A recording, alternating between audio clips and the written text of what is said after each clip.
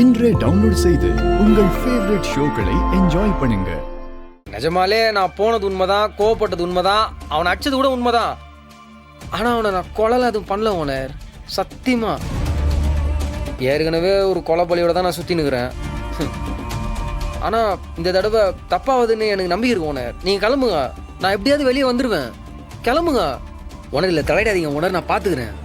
என்ன சத்யா, எனக்காக போய் சண்டை போட்டிருக்க. எனக்காக எத்தனை நாள் அந்த ஷெட்டு கூடவே இருந்து என் வளர்ச்சிக்கு துணையா இருந்திருக்கு. இப்ப நான் எப்படி உன்னை அம்போன்னு விட்டுட்டு போக முடியும்? ஓனர், இது இருக்கிறதுலே கொஞ்சம் சிக்கமான கேஸ் ஓனர்.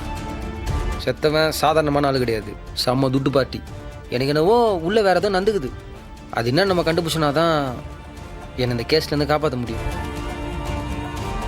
நீங்கள் வேற கர்ப்பமாகறீங்க, உங்களை சுற்றி ஏற்கனவே பிரச்சனையாகுது. நீங்கள் இந்த கேஸுக்குள்ளே வந்தீங்கன்னா அது உங்களுக்கு தேவையான பிரச்சனையை தான் கொடுக்கும். சொல்கிறது கேளுங்க, நீங்கள் ஒதுங்கி நில்லுங்க.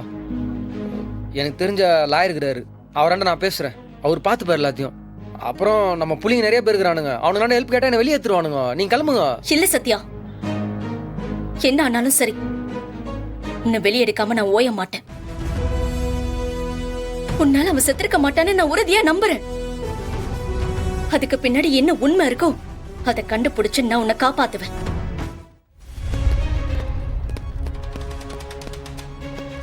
சார், யோ என்னையா நடக்குதுங்க? அக்யூஸ்ட் கிட்ட வந்து பேசிட்டு இருக்காங்க, வேடிக்கை பார்த்துக்கிட்டு இருக்கீங்க. சார் சார் என்ன சார், ஒரு கிரைம் நடந்துச்சுன்னா அதுக்கு முன்னாடி அரெஸ்ட் பண்ணிடுவீங்களா? அதுக்கு பின்னாடி யார் இருக்காங்க, என்ன ஏதுன்னு விசாரிக்க மாட்டீங்களா என்ன? விசாரிச்சிட்டோம் மேடம். விசாரிச்சு தெளிவான எவிடன்ஸோட தான் அவனை அரெஸ்ட் பண்ணிருக்கோம்.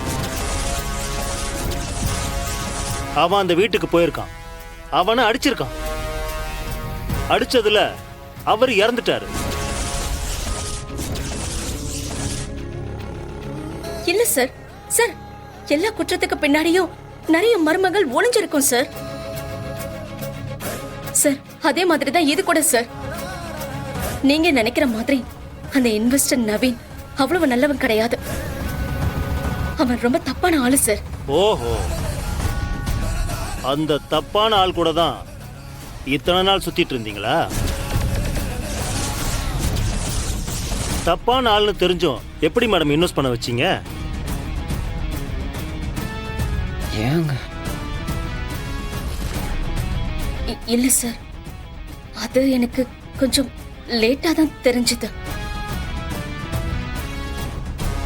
மேடம், இதுல தலையிட்டீங்கன்னா அடிக்கடி இந்த ஸ்டேஷனுக்கு வர வேண்டியது இருக்கும். அது உங்களுக்கு நல்லது இல்லை. தயவு செஞ்சு விலகிடுங்க. இந்த கேஸ எப்படி முடிக்கணும்னு எனக்கு தெரியும். சார், சத்யா கொலை பண்ணல சார். நான் உண்மையை கண்டுபிடிச்சு நிரூபிக்கிறேன். சத்யா நிரபராதி சார்.